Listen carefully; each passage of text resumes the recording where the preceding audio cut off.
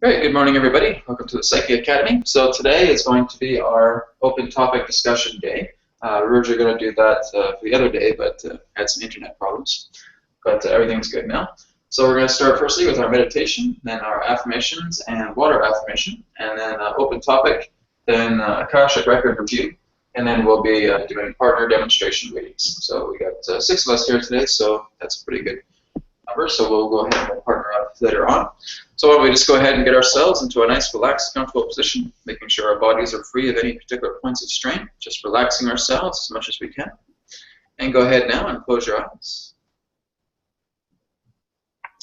Just taking a deep breath into the nose and out through the mouth.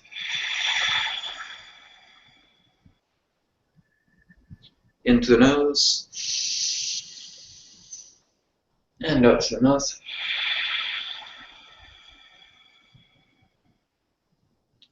One more time, into the nose and out to the mouth.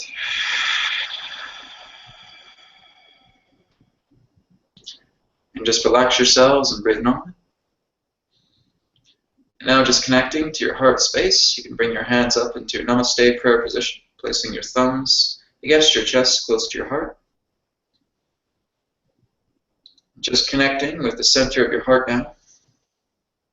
Checking in with yourself, coming to center. Any particular forms of thoughts or feelings that are coming through, simply allow them to be. Just move yourself into a greater state of clarity. Feeling the heart as the core of all feeling, as the core to all thought, and just let yourself move into the essence of that heart, into the purity and divinity and connection of your feeling space.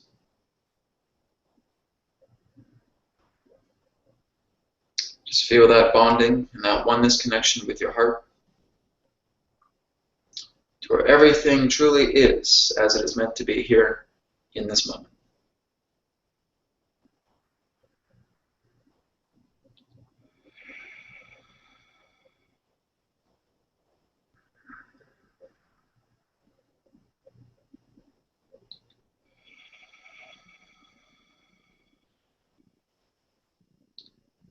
And let your intuition flow through the center of the heart. Let your intuition be the strongest energy contained within the core of your heart, and let that energy just radiate itself throughout the entirety of your body.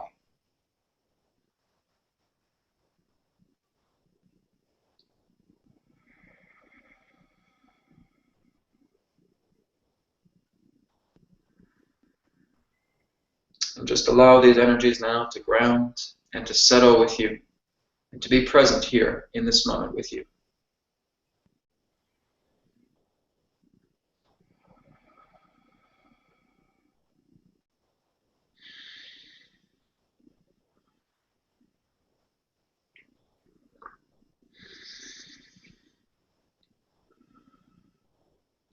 Let's just take one last deep breath in through our nose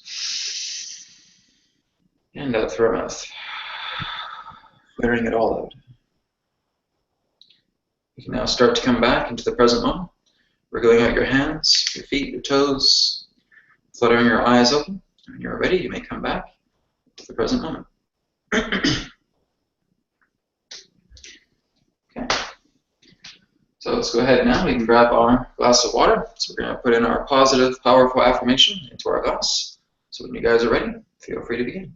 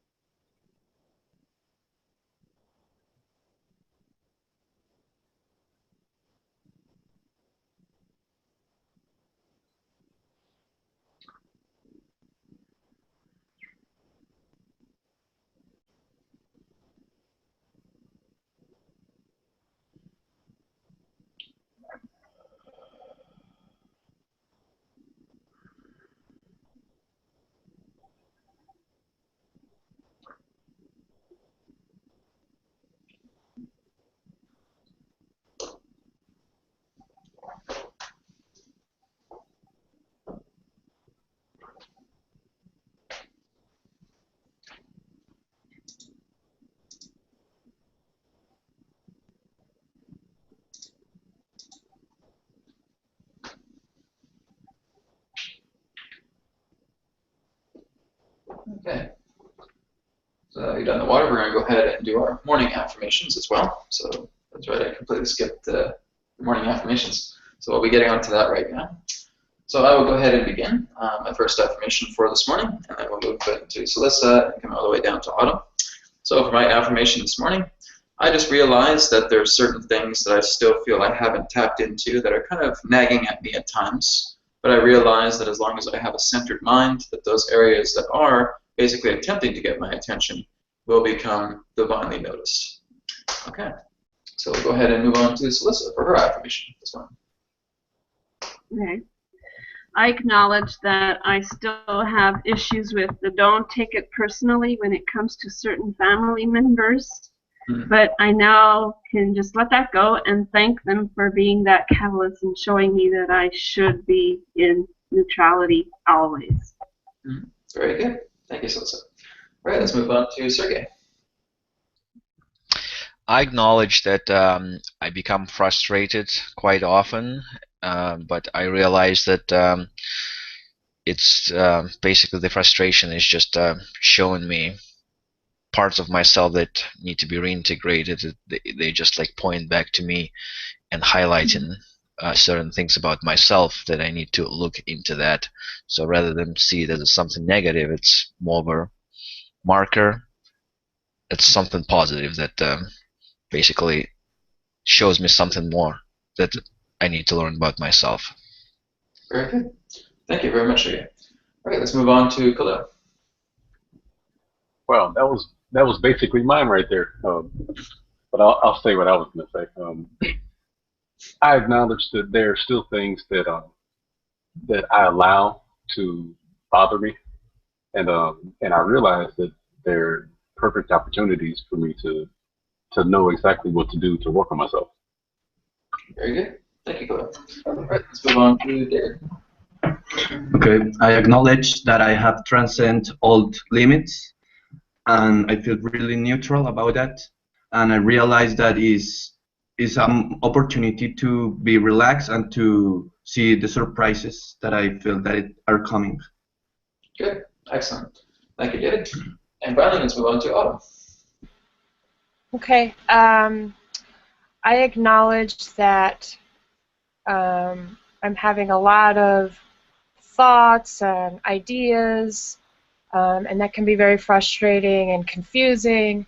But like you, I know that having a centered mind and just wrapping that all in love, I will be able to get some clarity out of it. Very good. Excellent. All right, thank you very much, guys. Very good affirmations today. So now we're going to go ahead and move on to our open topic discussion. So this, again, for those of you who had joined us a couple days ago, we were basically just working on the Akashic Records and developing kind of a homework assignment where we would look into our Akashic Records through a point form discovery. But we'll be looking more into that after we get into the open topic discussion. So we will be looking into an Akashic Record review, basically just looking at the format and the template that you can use to, again, connect with your Akashic Records. So there will be a small little demonstration that will happen as well. So we will get into that. But are there any other open topics that we would like to discuss today?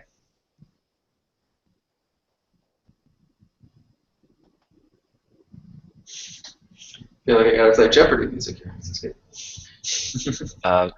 One topic I would like to suggest is when it, like sometimes, for example, back to that frustration, like for example, you become frustrated, you look at the situation and you understand what it means, and you don't have to get frustrated about it. Logically you understand it, but you still have that feeling. So the question is like, how do you work on it, even if you logically understand that it makes no sense, but the feeling still stays there for some reasons? Mm-hmm. Do you guys have an answer for Sergey? Because this is going to be an open discussion. So do you guys have anything that you'd like to share for Sergey regarding this question?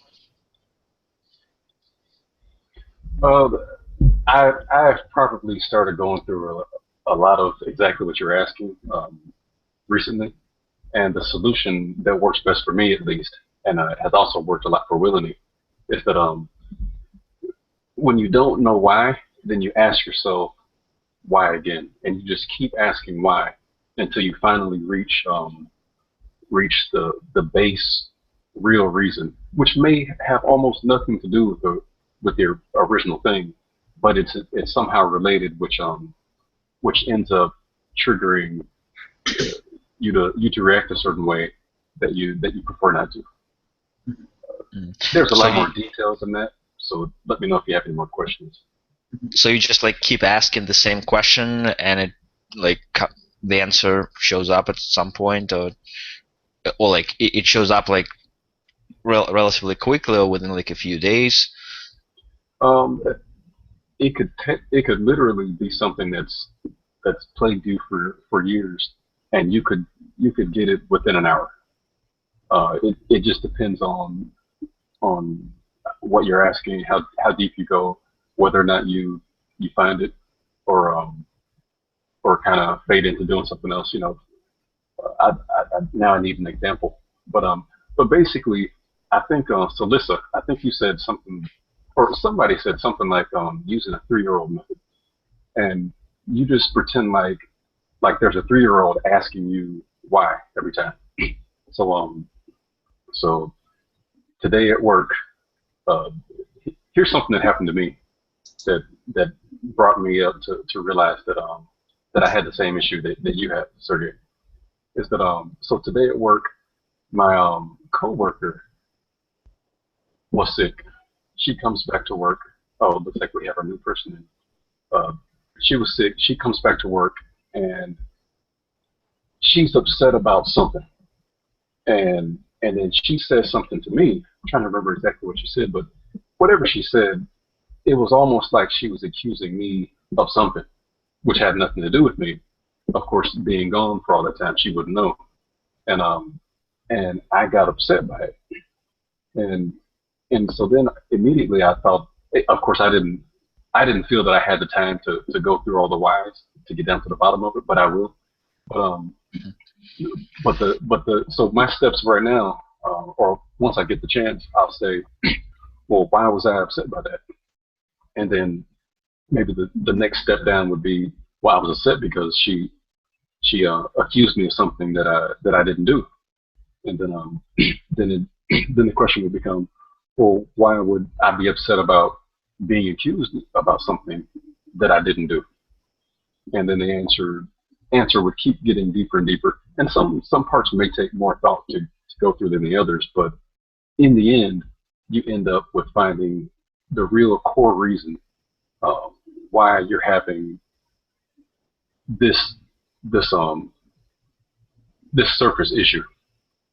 And the core reason, a lot of times when you kind of resolve that core reason, or when you find the core reason, then as Bashar had explained, you ask if it's worth continuing to keep that same belief, or if it's worth replacing it. And a lot of times you'll realize that this belief is something that's not really beneficial to you, that you don't really need to have anyway. And then and that you just drop it, and then literally the next time when you get accused of something that, you know, in this case that you didn't do, then you won't have the same reaction, just because the base reason is gone. Right.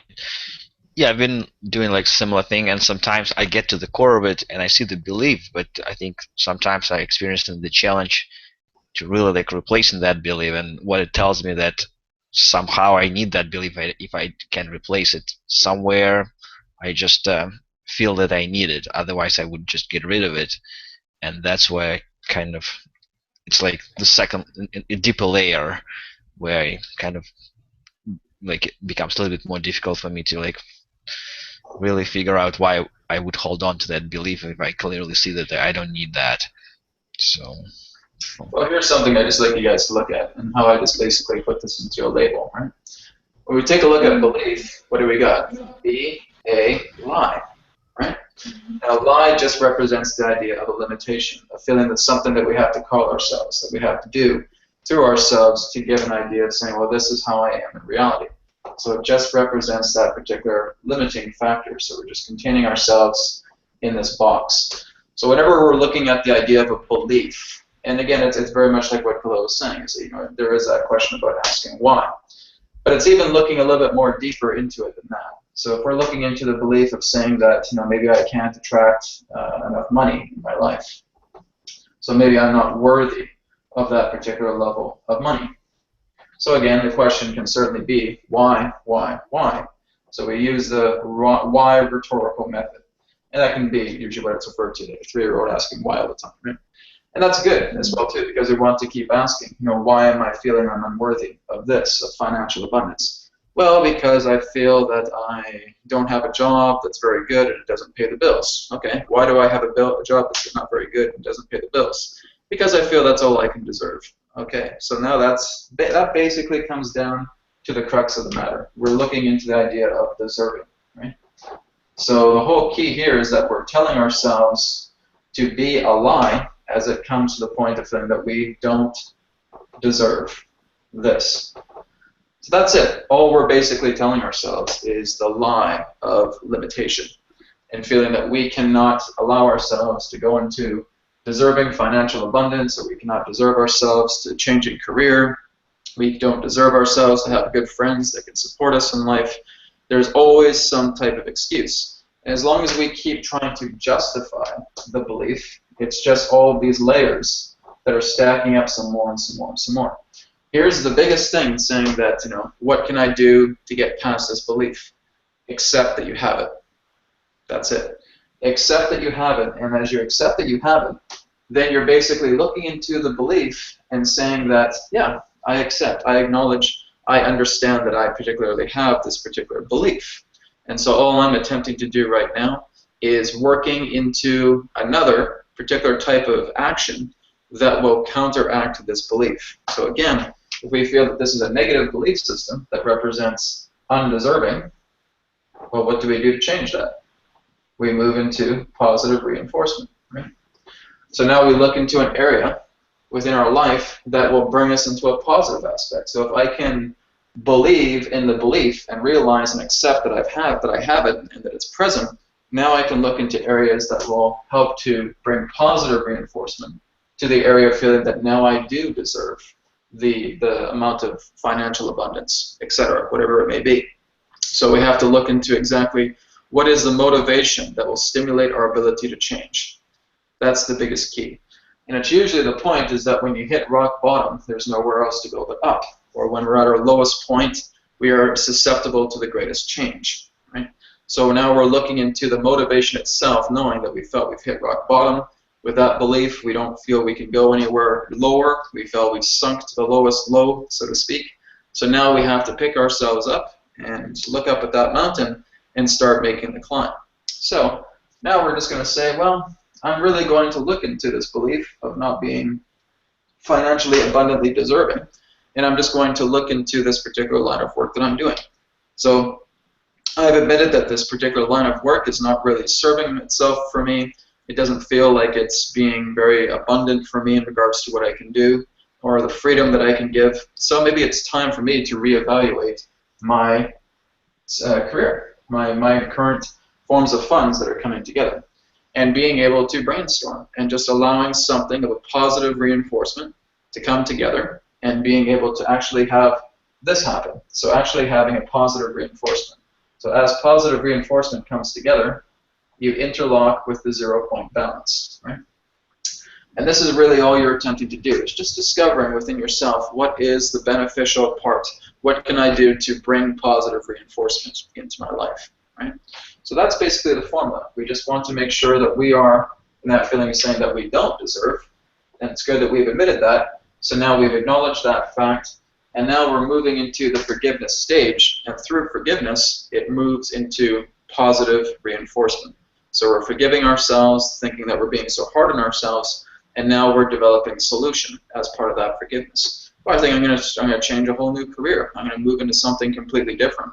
I'm going to talk to people right now that have offered me opportunities of jobs in the past that may be even better than this. So you're basically pulling out your resources kit, so to speak, and you're now allowing that positive, powerful affirmation starting to come together and move in this direction. That can be through affirmations, that can be through meditations, that can be through, whatever it is that you feel you can do to mentally stimulate you to move into a new direction that is complementary to yourself. Okay, does that make sense, Sergey? Yes, thank you. So really look in this. This is what belief is. This is why I never really tell people, oh, just believe in this, because belief really doesn't matter. It's really not about what you believe in.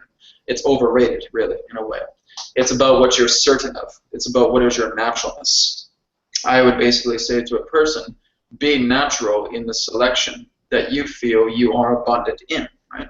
So it's about being natural. It's about being certain. It's about knowingness and just letting this carry itself out in life. You don't need this. Never have needed it. This is more of a distraction than anything else. When a person says, oh, believe in yourself, that's not good enough. It's about knowing yourself. It's about getting to be certain with yourself. So belief in that sense has definitely been an overrated form. It's no different than looking at the idea of hope, right? I hope I can really get this. I hope I can really make this happen, etc. That's not empowering at all. That's complete disempowering. That's basically just, thinking, oh, I'll just leave it to something else here outside of myself. And maybe that just might come together. No, hope is no more different than saying maybe or trying, right? So it's all about being able to say, I am certain. I am doing this. I am becoming the person that I want to be. I know that this is 100% true of myself, right? That's it. This is how you do it, is that if you constantly dabble in regards to maybes and hopes and believe, then you're only going to go so far. You're only just going to be in a world of maybes, and this could happen, but it's not pure ownership of the moment. And that's what you want. You want that certainty. You want that 100% true naturalness into yourself. That's the whole key of transcending this. Okay. Okay, a quick question. So, as you mentioned, one of the ways to overcome that would be use affirmation, meditation. So, at the stage when you forgive yourself, you repeat the affirmation yourself. It will be one way. For example, you got a trigger at the situation, and you cause yourself, oh, okay, so that's what happened. And at that point, you kind of repeat yourself the opposite of that, the new belief that you want to have. Well, the forgiveness part is helping you first realize you're not being so hard on yourself anymore. A feeling that if I still don't deserve this, that's no longer a factor to forgiveness, right? When you're in forgiveness, you're looking more into the idea of deserving, period. You're not into the don't anymore. The don't is still the idea of a victim consciousness. It still feels that it's the root of this particular belief, that I don't deserve this, that I don't deserve to be financially abundant. So as long as we go into forgiveness, we are looking only into deserving. So I do deserve this, and I do deserve to be able to live a life that's very fulfilling. And I would love to see everybody else deserve that as well too, that will take part in my co-creation to making this better for me, right? So it's all about positive energy. You're moving into that positive field of everything that represents deserving. And by doing that, you're moving into a forgiveness, because you're no longer at a low of saying I don't deserve this. Now you've shifted the context. It's positive affirmation, and that starts with forgiveness. Forgiveness is the catalyst from moving from negative to positive. That's what you need to do. So when you have that, that's the beginning of the forgiveness phase. However that needs to come about, whether that's affirmation, whether that's meditation, whether that's going for a walk in the park and just pondering thoughts, whether it's talking to another person on the phone, whether it's talking to another person in person, whatever it is, right? Those are all just catalysts of what you feel you can do to move into a positive affirmation. Here's the thing, there really is no generic type of method that you can do that will make this better. It doesn't exist. There's no such thing. There's only your method. So if that's meditation, that's great. Meditation may not even work for another person, and if I don't want to do meditation at all, this doesn't work for me at all, great, that's fine. Maybe it's prayer. Prayer is something that helps very well. Maybe it's going out into a park and just pondering thoughts. Maybe it's writing in my journal. That's great. There is no generic method, because I get this a lot. Saying, what is the perfect method to do? There is no perfect method. There's no such thing. There's only your perfect method, your method that you feel you vibrate together. This is the key to empowerment. If you want to be empowered, Know yourself. Know exactly what you feel you resonate with. Do you feel you're the best of yourself when you meditate for 20 minutes? Maybe I didn't really learn that much. Maybe I didn't get that much clarity in that 20 minutes. Okay, so maybe you want to shorten your meditations, or maybe you want to look into something else besides meditation. Maybe you want to do some diary writing. Maybe you want to do prayer. You know, whatever it may be. Look into yourself. Get to know who you are. And it doesn't matter about what is the method. The method doesn't really matter. Okay? It's not about this. This needs to come second. Okay? What needs to come first is essence. You need to look into exactly who you are. Why do you have this? Why do you have this feeling of not deserving yourself? Where does that come from? Well, maybe that comes back to childhood. Maybe that's my father telling me I'm not going to amount to anything. Maybe that's my parents having a lot of doubt. Maybe it's my teachers back in school thinking that I'm not learning fast enough and that I'm not as good as this person who has an A++++. Maybe I'm a D minus, minus, minus, minus, right? These are all the stems. This is exactly where it comes to. So what you want to find is the veins that comes to belief. Well, what is that? If I'm looking into the essence, okay, well, it's coming back to childhood memories. It's coming back to the point where I felt very disempowered as a kid, that I wasn't capable of doing anything, right? This is why we do past regressions. We look into exactly the root of the belief so that it can be acknowledged. So as soon as we know the root cause, that's how we're able to really benefit the most out of ourselves, because we're looking back into the root. We're digging into that weed, and we're just seeing how far that root goes as it comes to the source, right? That's the whole key. You want to go to the source of the issues through the essence of yourself. Once you discover that, now method can come in. Okay, now it's about method. Everybody just wants the method, and they don't care about the essence, right? It's just about the idea, yeah, okay, I have this belief system, what's the method to get rid of it? It doesn't work that way. It doesn't work. You will be a hamster on a wheel over and over and over again as long as you keep putting method first. Method, again, is something that will follow up once you have the essence. Okay? So you need essence first to discover why this is here. And again, this goes back to Khalil's suggestion about the why. Why is this here? Why is this happening? Why is this taking place? Why do I feel this way? Right? That stems you back up into the source of the belief about it being a lie. Right? Because this is what we've assigned ourselves and thinking this is all who we are, is just based upon this belief. No. That's a lie, because that's something that you're limiting upon yourself. So really look into the idea of belief like that. Be a lie, right? So it's about being able to now look into yourself for essence, and then method can follow. Okay? Okay, and the forgiveness is a result rather than the action. It's both, actually, in a way. The forgiveness needs to be a catalyst for an action. It needs to be a motivator, right? You need to motivate yourself to forgive. That will then move into a result based upon how you're continuing to use it. So when you feel positive reinforcement coming together, and then that particular area becomes neutralized, forgiveness has now become the result of you moving into higher ground. So now you can look into liberation. Liberation follows after forgiveness. You have acknowledgement, acknowledging that this belief system exists, acknowledging your only particular state of disempowerment through this belief. Then forgiveness. Forgiveness is the catalyst that will help you to be a motivator to bring in positive energy. It will continue to work together with you so that this negative energy becomes balanced at the 0 point. So now this energy itself becomes neutralized, basically meaning that you've been able to work a resolve for the theme. As soon as you hit the resolve through realization, you become liberated from it. It's like looking at every single belief that was once as hard as stone, and now after forgiveness, it passes through you like a ghost. It no longer attaches to you. So now, as soon as it does that, you have achieved liberation, right? So it's always acknowledgement, forgiveness, liberation. Those are the 3 keys in regards to transcending a belief system. Okay, thank you. Good stuff. Again, very good discussion here, guys. All right, so what else are we getting on our minds right now? Any other open topics? Oh, the person that came in as well, too, that's Patty. She's the newest student. I'm not too sure if she dropped out or not, but she'll probably be getting a copy of this as well, too, as she tried to log in. So, Patty, if you're watching this, we saw you, but we can always try again sometime. Hopefully you can come back later on, but we'll try and get you on again. If you need some help, just let me know, and I can help you out a little bit more with Google Plus Hangouts to show you how it works. Okay, so any other open topic discussions? What's on your mind? Sure. It's okay. I was gonna talk about memory. Mm-hmm. And also about the belief systems. Sometimes when I discover a belief system that had a limit myself, let's say I want to remember the belief, and I don't remember the belief after I find it. I sometimes I don't remember the belief or the limit after I let it go.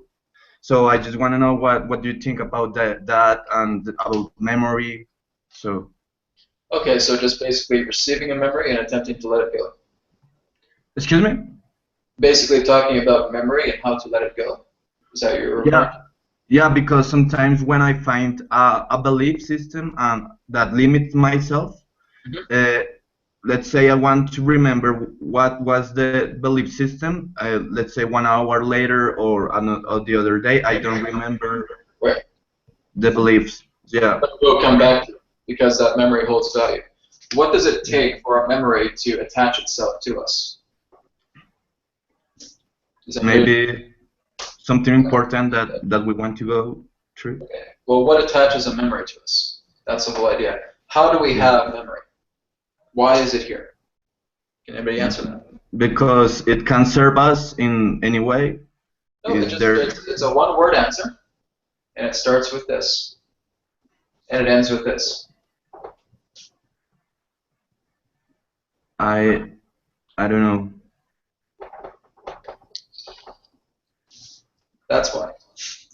That's why we have memory stuck to us, because we have identity. So the idea is that we have convinced the memory to come back together that's related to a belief system because we have identified with it. It's a relationship. It wants to come over for tea, right? It wants to be able to say, hey, I belong to you. You belong to me. That's why you have a memory in the first place. That's why you have a belief system, right? It's all part of the identity complex. So when we have a memory in that sense that is trying to get into our attention, that's trying to show us another particular belief system, and even if you don't catch it, that's no problem. That belief system still exists. That memory still exists because it's still attached to identity. So even if you're not able to catch it, for a certain day, and you're not too sure about, what it was about, it's going to come back because it's all part of an identity complex. So as long as you have that memory there, then it's going to return at some point. And when you do have that memory return, just start to look at it. Just kind of freeze yourself for a moment and just look into that memory about what it's telling you. And feel free to write that down, whatever you have to do to try and remember it as best you can, because that is kind of like the anchor. It's the anchor that shoots through the belief system, through the BS. And so the memory is attached to the belief system that anchors to identity. So if that decides to come back, just be aware of it. Just be mindful of the memories that you contain. Right? That's the key. Does that help? Yeah, thank you, Brad. Okay, very good. Yeah, there was in the last event I did, the Adronis event, that took place here on, I believe it was Saturday, I think. Or was it Sunday? I don't know, something like that. So I have no memory myself. It was the Astro Explorations event. And basically, some of the information that was coming about is that the only physicality that we ever have is right here and right now. So now is the only moment of physicality. Physicality can't exist anywhere else. And this, to me, was actually very, very profound. So I was actually receiving this download with Adronis, and it was profound to me. I was like, so physicality doesn't exist even in memory? No. Memory itself is astral.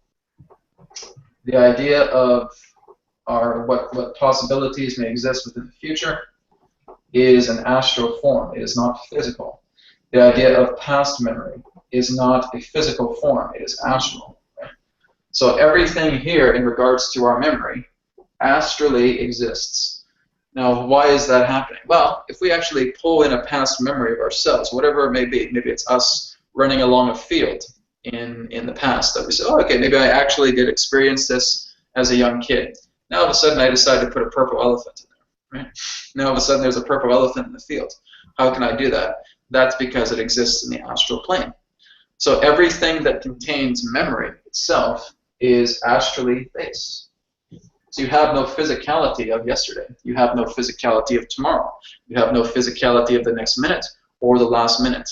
You only have physicality right here, right now. Isn't that amazing? And I just want you to really kind of wrap your head around that, right? This is the only time you will ever be physical, right here and right now. Never this. This is why Adronis has shared since 2009, the past and the future are side effects created through the illusion of the continuity of consciousness. So basically, we have this timeline, and everything else that is opposed to the now that we create through illusion is just part of astral memory. So this is why memory is just a technical device. It doesn't even really exist. It's something that we're creating because we hold identity to the past and we hold identity of what might be in the future. They are unwritten circumstances. And so the only thing that we're ever going to experience physically is here and now. Even when you move into other dimensional planes, the only thing you're ever going to discover that's physical as an interface is here and now, right? That's all that exists. And so this is really what we're constantly battling ourselves with. We're constantly playing with the astral plane. We're playing with the astral plane of memories. We're playing with the astral plane of circumstances, of future possibilities, of future inertia. You're just playing astral games. You're not present in the physical. You're not here, you're not now, right? And this is why so many ancient masters, so many other sages, mystics, etc., have said the most important moment is here and now, because this is the only time that you're ever going to know that you exist, is this physicality brought before you right here, right now. I can certainly look at what I'm doing yesterday, but that's just going back into the astral planes again. I can certainly feel that maybe some inertia is coming to me tomorrow, but that's still in the astral planes. That's still just brewing. So nothing is 100% certain. We're just looking at certain forms of memory within the past and the future, and that's only just playing the astral game. So let that just be something that's a little bit more stimulating for you, relating to physicality. Okay? That's amazing, Brett. Holy crap, this is great, this is profound. But all this time, it took me 6 years to finally get that, right? So I kept saying, okay, the now moment, it's so cool, it's great, the now moment. But why is the now moment so special? And it really just came in.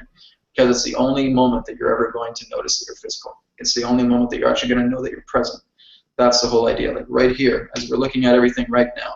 That's the only way that we know that we exist, is through here and now. Not through yesterday, not through tomorrow. Okay? That's the biggest thing. Okay, any questions on that or any other topics?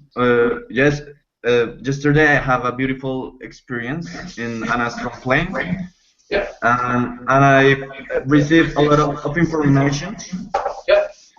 And it was really related about with what you already said. Mm-hmm. So it was a really good synchronicity, and I want to know why sometimes in the astral plane we receive a lot of information, but we don't remember always everything. So it's really cool what you have already said, because yesterday I perceived that information, but I didn't know how to ground it here. You just did it for me, so thank you. I want to know why in the astral plane sometimes it's more a challenger to have memories and to remember the information that we perceive there. Sorry. Why? Yeah, our perception on that is identity. So again, identity tries to link you into the illusion of the past. It tries to link you into the possibilities of the future because it worries about itself. It needs to basically maintain this square that represents foundation, right? And it's kind of like looking at a very, very shivering man or a shivering woman in that sense. They're just shivering. They're beside themselves. Oh my God, don't go that way. We need to keep this. We need to keep this stable. We need to keep this square together. We need to keep this foundation. So we're going to look into what's happened in the past that we created through identity. What might happen in the future that we create through identity. Right? So it's just a shivering person that's just so much in fear, and they're just basically attempting to keep all of these walls together. Right? And that's all just associated together with identity. So it's identity that links memory together. When you're truly present, you don't have memory. That's the whole key. You're so much in the moment, you're so much here and now, there's no such thing as memory. Adronis has even said this as well too. It's that memory serves as a technicality, as a result for how we are bonded together in attachment with the past and the possibility of the future. That's why the memory exists. It's something that we self-create. It's like time. Time is an illusion. Time is something that we have created. Space is an illusion. It's something that we have created. The idea that, again, there's more areas that we have left unexplored, but it's all happening right now. It's all available. It doesn't have to be the idea of a location, location, location, or destination, destination, destination. Everything is here right now, right? So we have time, we have space, we have memory, we have matter, we have karma. Okay. These are all technical, invented illusions. Okay. That's all part of it. This is something that we have created and that we have given certain premises to in order for us to function here and now. They're the greatest learning tool, and that's it. It's the universe saying, okay, all right, kids, come on onto this planet, come onto Earth, incarnate in this vessel as soul, and now we're going to play a little game called karma, matter, time, space, memory, right? And this is what you're going to do. You're going to imagine that you're all linear-based, that you have a yesterday, that you have a today, and you have a tomorrow and a next week, that you have memory, that you're trying to attach all these things to identity, that if you don't do something right, oh my God, it's a karma hit, bam, you know, everything left unresolved, and you know, you got karma, it's a curse, right? It's awful. You have matter where you're able to just touch everything physical, everything's all physical, etc. But that's just the density that we exist in order for the experience to serve ourselves, so that we can know exactly who we are. You know, a lot of people ask me, what's the great experience? You know, why are we here? Because we're doing this. We're looking into ourselves, that's looking into ourselves, that's looking into ourselves. And it continues like that fractal pattern. We're us exploring and expressing ourselves. That would be the key explanation. Oh, but that's too vague. Well, that's how it works, right? That's paradox, right? You know yourself in limitation to unknow yourself in unlimitation. Right? That's the whole idea, is being limitedly unlimited. Right? That's the paradox key. And you know, paradox can really be the answer to a lot of things, because as long as we still start to see it in separation, we'll be eternally confused. As long as we see that paradox is about the yin and the yang together, and you see it as a whole, paradox starts to make sense. Right? Jonas has shared many times, said the entire universe in its infrastructure is paradox, entirely. If it wasn't, it wouldn't be what it is. Right? You cannot have looking at the bits here. It's not about looking at the bits and saying that this is exactly how the universe functions. No. You're not looking at the whole equation. You're not looking at the microcosm of the macrocosm. You're not looking how the yin interacts with the yang and vice versa. It needs to be seen as wholeness. Otherwise, you'll never understand it. It's like a Chinese finger trap, right? Basically, the more you struggle, the more you try and resist, the tighter the grip it gets, and the more you get confused, you finally let go, the finger trap falls off, right? That's the whole idea, because you trust yourself, you trust the wholeness of yourself, and now the trap makes sense. Right? That's the whole key. That's why we're here. Okay, anything else before we move on? Yeah, just wanted to expand on that as well. So then your thoughts, whenever you're in your thoughts in your mind, you're basically spending your time in the astral plane. Yes. All thoughts exist there. And yes. Is there any value in the astral plane then, because it looks like it's more beneficial to be in the now moment than in your thoughts? So, well, the astral plane is the result of everything that's created here, right? So you're looking at the astral plane, you're looking at the ethereal planes, and you're looking at all corresponding planes as well too. It's just kind of like a vortex. It comes down. Here's source. You know, here's the mental realms, the soul realms, the light realms, we have the ethereal realms, we have the causal realms, we have the astral realms, and here's physicality, right? So all of these particular realms are responsible, and they're all translating themselves together. That can relate to like the astral realm, right? The astral realm is just more freeing. It doesn't have a lot of ground rules that physical reality has. We're basically the glue. The collective consciousness is the glue that holds this physical realm together, because we're the ones that are giving the idea of saying, we need to breathe oxygen, we need to be on a planet, we have gravity, you know, we have 7 billion of us, we have all of these themes going on, etc. The collective consciousness is the judge, so to speak. They're the ones that's keeping all the physical realm together. The astral realm is just the reciprocation of the energy that we're discovering. So it's more of a vivid mirror. So it's like looking to the idea that something's physical and it takes time. When we're looking at the astral realm, it's already instantaneous. Why? Because it's lighter in mass. It's more thought reciprocative. So now you're actually able to look into the astral realm as reflections for what you're experiencing here in the physical realm. So the physical realm is just the casting mirror that the astral realm is instantaneously being able to interpret through instantaneous manifestation. Right? That's how the astral realm works. What's the purpose of it is simply just because it's representing itself as a facet to helping us understand ourselves as we move up the ladder, or how we descend this energy down into physicality for it to continue to be physicality. It's part of a concept. It's part of a system, a technical modality that's helping us to live out this physicality because we're here because we chose to be, because we're attempting to express ourselves through physical reality. And the astral plane will reflect that. It's like a ripple in a pond. It starts to ripple itself out.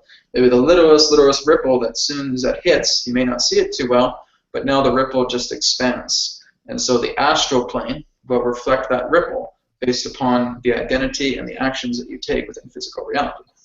Right? Okay. So memory itself, again, just represents itself as that result, as a instantaneous reflection within the astral realm. That's why it's there. Brad, would you mind listing those realms again? Yeah, okay. So first we have the physical realm. Okay. Then we have the astral plane. We have the ethereal plane. The astral and ethereal plane and the physical plane basically work very close together. These guys are like the tight planes together. Physical, astral, ethereal, and this is all governed by the causal plane. The causal plane would be like the grid that surrounds the physical, the astral, and the ethereal. Okay. Then after that, we have, after the causal plane, we have the, I think it's the light plane that would be after that. Then we have the mental plane. Then we have the spirit plane, or soul plane, I should say. Okay, let me see if I can make some room here.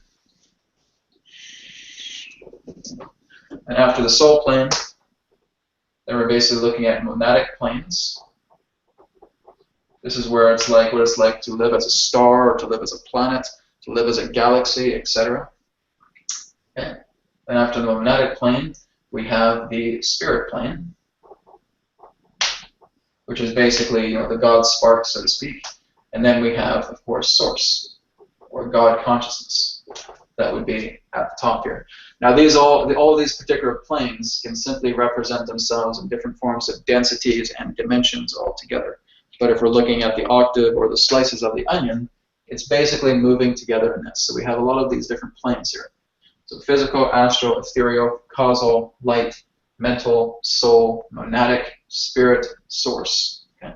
So that would be the idea of one interpretation of how all these different layers of planes exist. Okay? Thank you. Great. All right, excellent. All right, so guys, what we're going to do right now is we conclude the open topic discussion for now, but we can certainly come back to it later on. We're going to look into an Akashic Records review right now. So I think Willany was able to post something on the student group about her astro experience as well. All right, so we're just going to kind of take a look at this very quickly. So for the Akashic Records, so when we're looking at the word Akashic, we're simply looking at the idea of space or energy or ether, right? Which simply represents that contained within space, contained within energy, contained within ether exists the records, right? It's an imprint. It's something that, again, we are imprinting all the time. So again, it's like looking at the physical plane here, and all we're doing is constantly broadcasting all this out to creation. It's like a radio dial, right? So everything that takes place in physical reality, in the astral planes, etc., are broadcasting all of this out towards energy that is being used in relationship for a purpose, right? So everything that represents some type of purpose somewhere is being imprinted upon energy. So if we're looking at a strand of energy here, we're seeing these imprints of data contained within this, because this represents form in some way. Okay? It can also represent the idea of pure thought that can be accessed as well. So anything that is pertaining to thought or to thought form is in consistency with the Akashic records, right? Because that's what has been coded into the imprint of the energy itself. So all we're attempting to do is that as the universe is all about energy and vibration and frequency, that we are tuning our frequencies by forming that bond, that oneness connection, as we've talked about before, with the energy that we're attempting to look at. So that can be ourselves, that can be us, that can be others, that can be places, be things, events, etc. All of this is accessible through the Akashic records. And everybody has the ability to access the Akashic records. Okay, everybody. It's, you know, like I said, if it was like a century ago, not so many people would be susceptible to accessing the Akashic records, but it's always existed. The only reason they weren't susceptible because they had no idea what it was. That's why it wasn't there. But now the reason why we do know a lot about the Akashic records, that this information is coming together, now we can access it. And again, back in the 1930s and 1940s, the person who really made this very popular was Edgar Cayce, right? And being able to actually access the Akashic records through his own altered states of consciousness and bring in some really profound information. So all we're doing is we're just repeating that process, but on different levels of consciousness, because now we have millions, and even say billions of people nowadays who can actually access the Akashic records. Now the whole idea is that as we are a conduit, as we represent a human being here, we're always receiving information from the Akashic records all the time, based upon certain levels of prisms. So all these prisms are here together. Some are conscious, some are subconscious, some are unconscious. But nonetheless, we're receiving all of this data from energy, from the Akashic records itself, that make us who we are today, that allow this now moment to be blessed, to allow us to have this particular now moment here and experience this physicality. That's thanks to the Akashic records, because we do have a program that's working together here. You know, our planets are responsible, our galaxy is responsible, the cluster of galaxies is responsible, different dimensions are responsible. Everything that makes the universe is responsible for us making us who we are today. Right? So if we're looking at the Akashic records and say, well, how can we access it? It's quite simple. It doesn't require a lot of, again, complexity to it. You can make this a very science of the simple mentality. So let's say, for example, that I wanted to look into my past life, okay? And nothing specific. I just want to say, okay, Brad, past life. Okay, well, where would I like to look at this past life? It's going to be on Earth. Yeah. So what I've done is just create the subject line here, Brad, past life, Earth. Okay. It's very similar to what we've done, again, in the past, relating to intuitive readings, psychic readings, etc. In regards to healing as well, too, being able to put a subject line down, right? And that's all this represents, is Brad, past life, Earth. So if I was to tap into this, I basically just give myself a moment to connect with this energy here. So I'm just looking into myself, and I'm discovering this is what I'm telling the Akashic records. I'm telling it this. So as soon as I've written this down on a piece of paper, the subject is understood by the Akasha, because the Akasha is everything. It is the conscious, it is the subconscious, it is the unconscious. Right? So now we're looking into the Akashic records, the universal library, the collective unconscious, etc. And so now if I'm looking into my past life, okay, first thing I get is Egypt. Right? This has come up again quite a few times because I love Egypt so much. Right? So I'm seeing pyramids. I'm seeing people gathering in a circle. I'm seeing blocks being materialized and dematerialized. So materialized and dematerialized blocks of granite. Okay. And I can go on and on, etc. I'll just keep listing all of this down. All I'm doing is just pulling that information, and I'm trusting my intuition, I'm trusting my psychic senses to interpret all this information that's coming together through the Akashic records. So this is what I'm leaving a lot of you guys with homework that's due next week. So I just want you guys to be able to experiment with this. Very, very easy. It's just being able to create subject lines and being able to say, okay, so this is for Autumn, and Autumn may be looking, Autumn, past life, Earth, right? and just seeing what comes through. You're just tapping into that subject line. What's the very first thing that comes into your mind? Bam. Okay, maybe I'm seeing flowers. Maybe I'm seeing the ocean. Oh, maybe I'm in Ireland because I recognize this place, etc. Right? Whatever it may be, you're just listing it down one point at a time and just allowing that to come through in all the ways that it can. You may have a list a mile long. That's great. You may have just a very small list with maybe 5 or 10 points. That's great as well too. What you can also do, this is not a requirement for the homework exercise, but if you want to, you can go ahead and you can take one of these points and you can start bringing about more information about that. Okay, what about Egypt? You know, whereabouts, what time would it be? Okay, I'm saying that there's a lot of sand around the area. I'm saying that there's dunes. You know, it's very desert-like, right? So I'm just basically giving more description about Egypt, about the pyramids, about, you know, this gathering in a circle, this materializing and dematerializing of blocks. I'd like to look into that more, right? So you dive deeper into the Akashic records through that. This is basically just a simple little review that we're doing here with the Akashic records to give you guys a bit of an imprint, to give you guys a bit of a knowingness relating to that. I believe later on this week as well too, I will create an Akashic records exercise that will be in the student library. So once that is ready, then I will see about contacting you guys through the student group and letting you know exactly where it is. But it will be in the student group for the Akashic records. Okay. Any questions on this? No, we're good. Okay, so that's your homework assignment for next week, is looking into being able to just have this subject line. Again, it can be about yourself. Maybe you want to look into a future life. That's great. Maybe you want to look at another life off planet. That's great as well too. Whatever you like, just as long as you have some type of subject line about yourself and being able to tap in this information. Later on, we will definitely do Akashic record readings for other people, but that will be coming in next week. Okay? So right now, it's just about you being able to create the subject line and accessing the Akashic records. That's it. That's how easy it is. It's not something that you have to feel that you have to spend years and years and years of information to get it down. You know, with certain techniques, maybe that's true, but for a technique like this is very simple.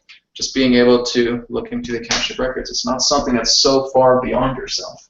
And that's a lot of the perceptual illusions of a lot of these Akashic record courses, feeling that it's so beyond you, that you have to do so much to prepare. As long as you're very naturally intuitive, you know, you're very, very centered with yourself, you're sensitive to energies, this will become easy. This is very, very simple. Just being able to do something like that for a subject line heading. Okay? Right, I had a question. Yes. So, is there really a difference between when you give somebody a reading and you're getting Akashic records on the same thing? I mean, is it all kind of coming from the same place, you could say? It can be. You mean like the same source of consciousness? I mean, you're basically dealing with the Akasha, right? So I mean, that's everywhere, everything. Right? But if you're looking in the idea that if you're doing a record reading and somebody else is doing a record reading, and you're actually able to receive very similar data, then yeah, you're connecting to a certain vibrational frequency that's willing to work together with you mutually. That's very, very rare, but still, that can happen. It's just all about vibration, about what's available, and what can connect with you in regards to that infinite intelligence. Okay, thank you. Yeah, good. All right, guys, so now we're going to go ahead and go into demo readings right now. So we're going to, again, form up partners, and again, we've all done this before, so we know the routine. Autumn, you and I will be working together today, okay?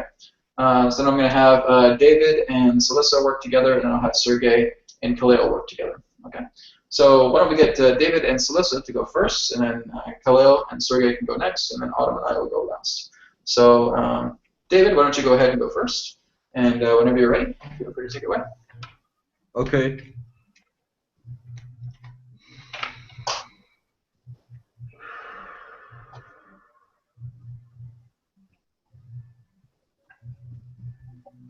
I feel that you have an opportunity to have a trip.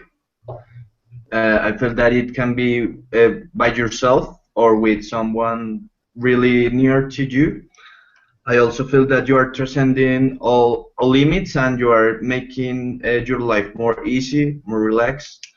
And I feel that you are attracting new people to share your new learnings, your new understandings. And I felt your energy that is really open. Your fourth chakra is really open, really aligned with yourself. So I feel that is one of the reasons you are attracting people that reflect your abilities and your capabilities, and is opportunity to share with them. So I just feel that is the more relevant thing that I feel. Good. Excellent. To come. So would you like to follow up? It's to come. But the trip-wise, yes, I'm probably going to get myself to Niagara Falls. It's been calling me. I haven't been there in 2 years. Yeah, because I did an 1111 gate activation twice over there, so I'm there to check out the energies and stuff. I love it there. Yep. Yeah, I love it there too. Well, awesome.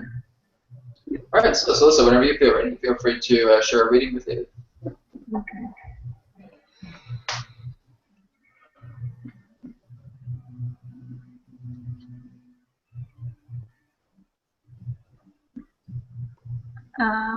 Today you've got a lot of pink energies around you, so it's nice and fluffy pink.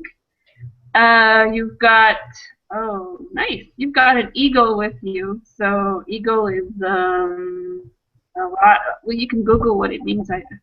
Basically, for strength and to reinforce maybe something that you need, just to give you that extra push. So that's a power animal as well, because you're able to transcend. I think you had a limitation at one point, and so now you're better with yourself. You're more positive. You've got more goal orient, more focus, more clarity, as you open up more to your gifts. And so ego is with you to help you. Of course, you have a whole bunch of other ones. Your guides are strengthening your connections. You're doing a lot of astral work, and you're also clearing stuff. So you're working on a level, and you're clearing. So they're cooperating, and you've got like responsibilities and duties, and they're working with you. I don't have more details on that, but you are going to know if you don't know already. Okay. Thank you, Celeste. I totally agree with that. I feel that sometimes I have a lot of to do, a lot of to give to others, and I forget to receive. So I feel that I transcended that limit. I also feel a lot of help from a lot of directions. So thank you, Salisa. Great, excellent. Thank you, guys. Good job. All right, so let's move on now to Khalil and to Sergey. Sergey, I'll get you to go first this time, and then Khalil can follow up. So Sergey, whenever you feel ready, take it away. Okay, so what I got a vision of I would say like a snowboarding, or like that stuff, like riding on a board, and I was like looking into that, and like just asked the question like why it was showing up, and I was getting the like expanded view of it. Also, that would mean that you would benefit from acting like you're snowboarding. So basically, instead of like pushing against certain things, you ride them. So you just like adjust to them and just enjoy and put your uniqueness into that, instead of like trying to fight like slope, or it can be like if it's windsurfing, a wave. So you have to basically adjust and ride. It will be much greater result, more fun, no frustration, and things will be much easier, and the results will be better as well. So that's what I got. Okay. Sergey, that's perfect. I guess just a lot of what you said was what made a lot of sense to me, especially regarding letting it flow, ride down the hill and just have fun with it, instead of trying to go up the hill. It makes perfect sense to me. Thank you. Okay, so Chloe, whenever you're ready, you can follow up. Okay. I had started, but I was listening to other people and kind of went back and forth a little bit. But so far I just got a big sense of intelligence and understanding that you are intelligent, like you fully understand that. That also causes you to be concerned about practically everything. And the concern is more of a neutral concern. It doesn't have to be positive or negative. I can hear myself echoing pretty loud. Okay, anyway. You want to do what feels most natural.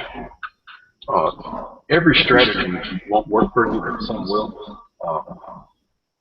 There's a jittery energy vibrating around the heart area, and you just want to let that flow. Kind of sounds like the skiing down the hill thing. And I really felt like a lot of what I'm saying to you resonates with me too, simultaneously. Also, in your own head, I guess you're in your own head a whole lot. And if you can spend more time just not being in your own head, I mean, just let it go sometimes. It's always going to be right back anyway.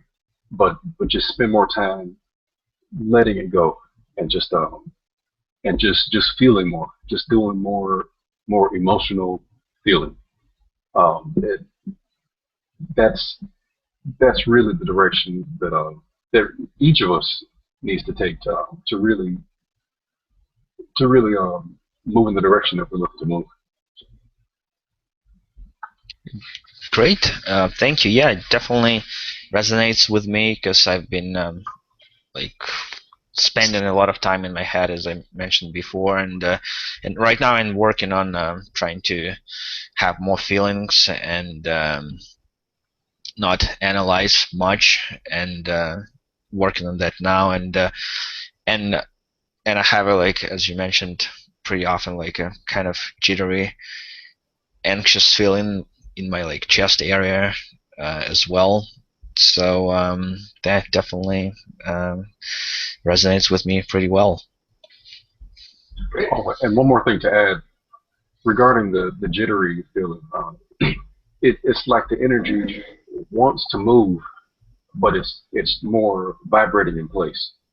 But it wants to go all over the place, but instead it's more vibrating in one small area.